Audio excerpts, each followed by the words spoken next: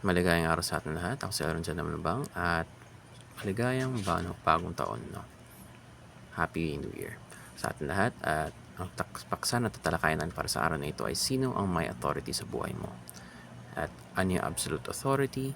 At yung scripture naman natin ay Genesis chapter 1 verse 1. Simulan na natin. Una, talakayin natin yung konsepto ng absolute authority. No? So yung absolute authority na in the context na pinag-aaralan natin ngayon ay the highest authority in one's life. No? So an authority that cannot be disproved by appeal to higher authority.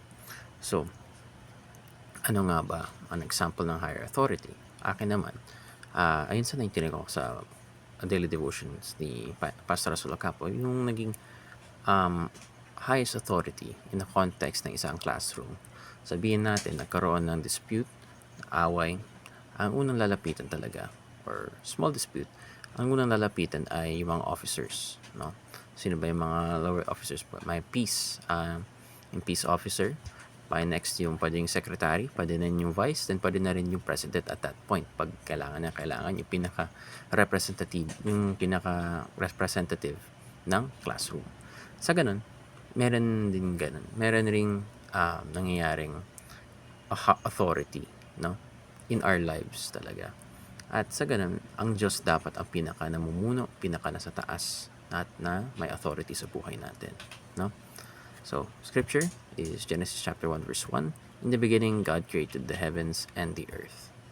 So, dito pa lang sa verse nito, makita natin na kung sinong ang gumawa ng lahat ng ito, sinong gumawa ng existence, who made everything, siya rin ang may otoridad sa paano ang mga sistema, ano yung mga dapat sundin ng mga batas, ano yung dapat sundin ng mga creation, no? Laws of creation.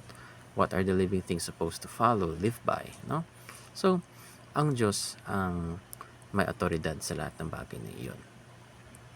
Sa ganun, sa teachings natin, all people have different authorities in life.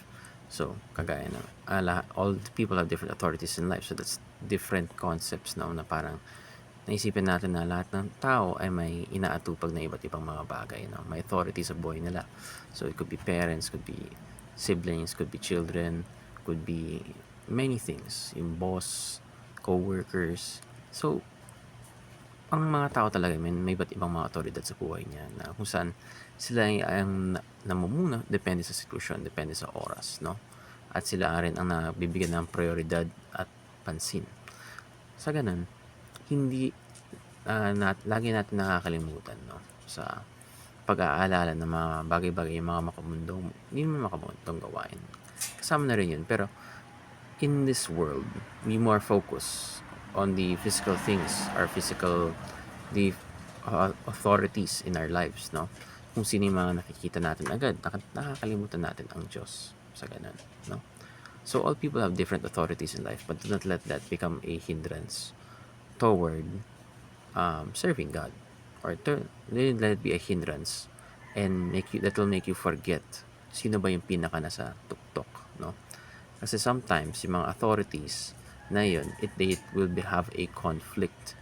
It will have a conflict between, siguro sabihin natin, boss mo at ang Diyos. No, sabihin ng boss mo na, sige, i-write off mo na lang sa inventory na ibulsa natin to. Parang ganun yung nangyayari.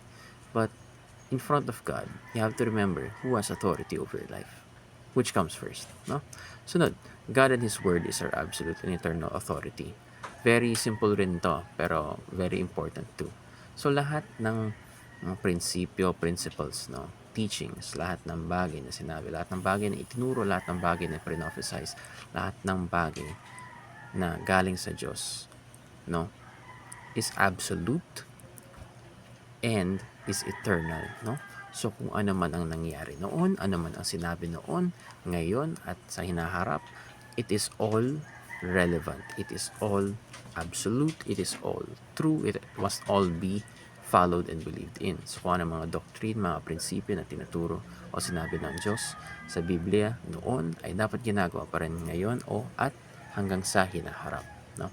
Everything that God has taught us through the Bible, anything through God, no?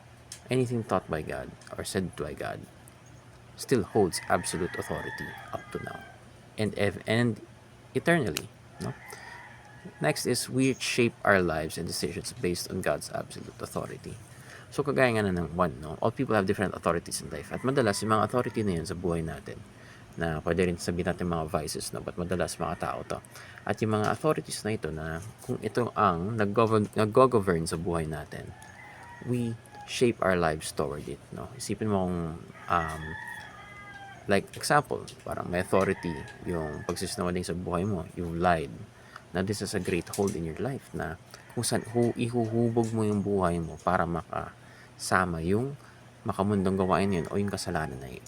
Makamundong gawain yun, kasalanan or yung sinawaling na yun para lang humasya, no, sa buhay mo.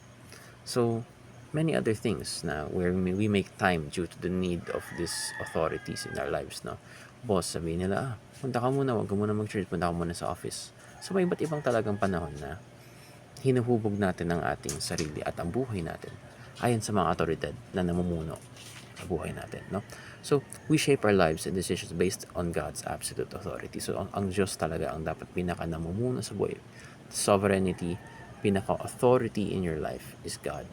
As when we shape ourselves toward God, no? Toward God's authority, towards God's will, na madalas, or rather, lagi itong patungo sa tama, no?